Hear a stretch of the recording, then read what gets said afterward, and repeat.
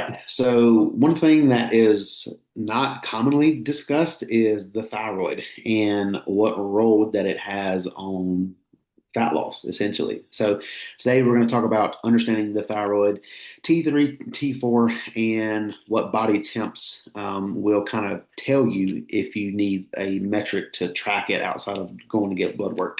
So we're going to talk about one of the most misunderstood parts of your metabolism, and that's called your thyroid. Most people assume metabolism is just about calories in, calories out. But if your thyroid isn't functioning at the pace that it needs to be, your fat loss will come to a halt no matter how dialed in that your training is, your food is, your sleep, everything. If your thyroid is off, good luck. So your thyroid essentially controls how fast that your body turns food into usable energy. And if it slows down, everything else is going to slow down with it. And this comes to fat loss, muscle recovery, energy, digestion, sex drive, libido, really everything. If the thyroid is off, um, not off as in like on off, but if it's down regulated to some degree, then again, you're going to have trouble.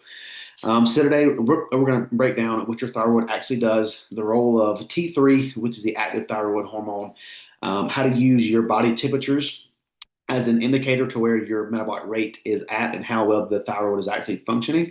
And signs that your thyroid might be underperforming, even if you have lab work done and the doctor says, well, your stuff is within range, so you're good, right? That's not always the case. And how we can support your thyroid without taking medications. So, first and foremost, what is your thyroid? So, your thyroid sits in your neck right here, or right above your trachea, right, or on top of your trachea. It's that this, right in the center of your neck, and so it's going to produce two main hormones. I'm not even going to try to pronounce these. We're just going to call them T4 and T3, as many textbooks and studies refer to them as well too. So T4 is the storage form of the thyroid hormone. It is inactive, so it's in storage, it's not active. And then we have T3, which is the active form, and it actually does the work. It's not in storage, it's out and about doing its thing, right? So T4, which again is in storage, must convert into T3, which is the active form, right, for your cells to actually use that energy effectively.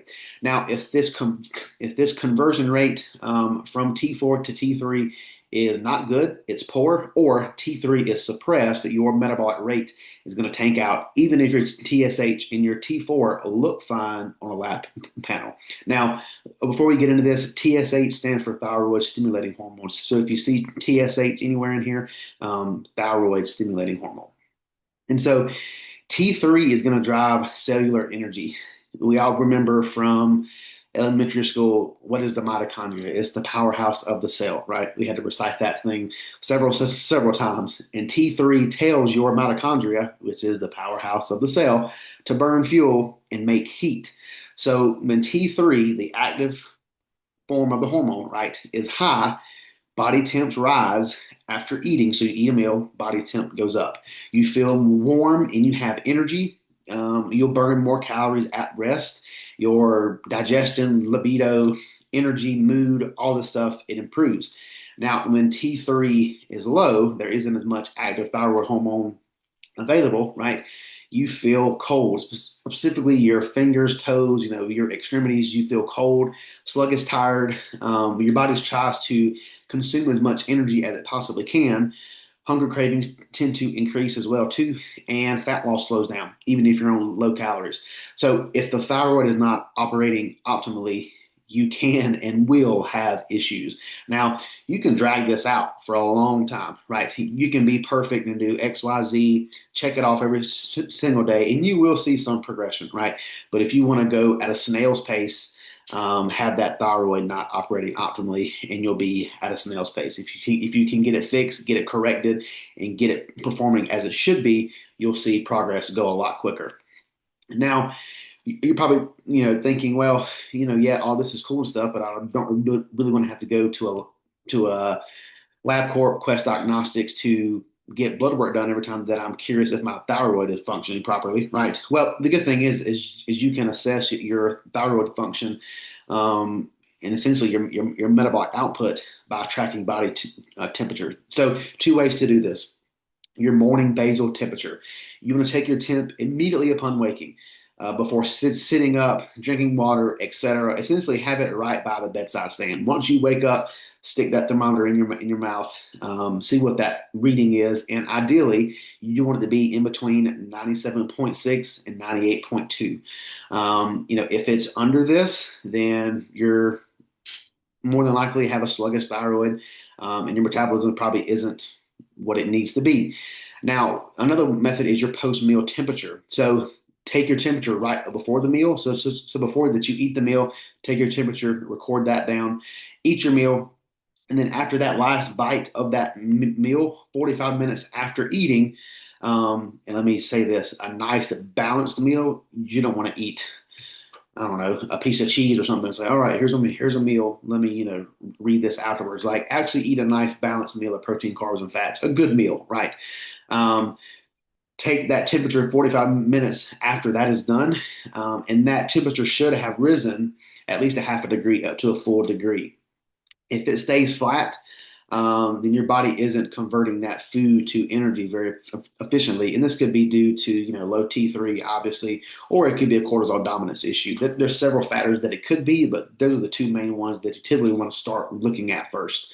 Um, and here's kind of like a rule of thumb: each 1 degree drop below that 97.6 marker is going to equate to about a 10% drop in your resting metabolic rate. Now, this isn't something that you should get out your pen and paper and say, all right, well, I dropped XYZ. I'm at a 31.2%, whatever. Let me pull these maintenance calories down. No, don't do that. Just know that if you're having these issues, your first effort should be to help get this thyroid back functioning properly. Um, Now, what suppresses T3, the active thyroid hormone, right? It could be a number of things. Chronic low calorie intake. So if you've been one of those people who've been dieting forever and ever and ever, and just want to get all that fat off, but you've been dieting for years, essentially, that can suppress your T3. Overtraining and poor recovery, high stress and elevated cortisol, a low carb intake over time, nutrient deficiencies such as iron, selenium, zinc, and then one that a lot of people do not think about is birth control pills or individuals who are estrogen dominant. So again, it just needs to be stated. If you're eating clean and you're training hard, if you're stuck in a stress-driven, depleted state, having a lot of these issues or doing a lot of this stuff here, I mean, a lot of you could be doing a lot of this simultaneously, right? A low calorie intake coupled with a low carb intake, or you're highly stressed all the time. You don't train, or you don't recover properly. Or you overtrain yourself. Or you're deficient in certain nutrients, and you take a birth control. If you're doing all of these, then you more than likely are down regulating that thyroid output to some degree. This is why, and I've said this several times over several weeks, controlling stress, making sure that your sleep is on point. Essentially, your recovery is super important. It's not, it used to be one of the things to where like, oh, stress, that's for the weak, right? Nope. It will make your progress go from 100 to zero very quickly. So the signs of having low T3, outside of you measuring with the thermometer, right? And again, that's not like the end all be all. Like if you take the measurement and it's lower than what it was, is that like, oh my God, call the doctor. I have a low T3. My thyroid is messed up. I'm gonna die. I'm gonna die. No, that's just like, okay, maybe let me take these temperatures over a several day span to get a trend, right? Let's make sure that this isn't just a one-off instance to where I'm freaking out, and things are actually going awry, right? So other signs of having low T3 outside of the body temps: cold hands and feet, even if you're in a warm house, right? Sluggish fat loss despite tracking every single thing from cardio workouts, having doing everything right, essentially. Um, Constipation or slow digestion, dry skin, hair thinning out, hair falling out, brain fog, low mood, low motivation, your resting heart rate actually dropping too low in the low 50s, low 40s, without any kind of athletic performance conditioning. Like if you were just an individual who didn't do anything, and your heart rate is constantly dropping that low, then you probably have a thyroid output issue. If you have any of these, though, it does not automatically mean that you have thyroid issues. It does merit looking into it, though, and I would start with the body temps if these do arise. So, how can we support thyroid function outside of getting on medication? We all know that there is medication to help, support the thyroid and get it back to where it needs to be, but that's not the goal. You want to try to support it as naturally as you can. So first and foremost, do not live in a deficit forever. If you're in a fat loss phase, make sure that you're going up to maintenance pretty often, right? Use refeeds. Reverse out of that deficit when it's absolutely needed. Prioritize sleep and recovery. Too much cortisol kills T3 conversion.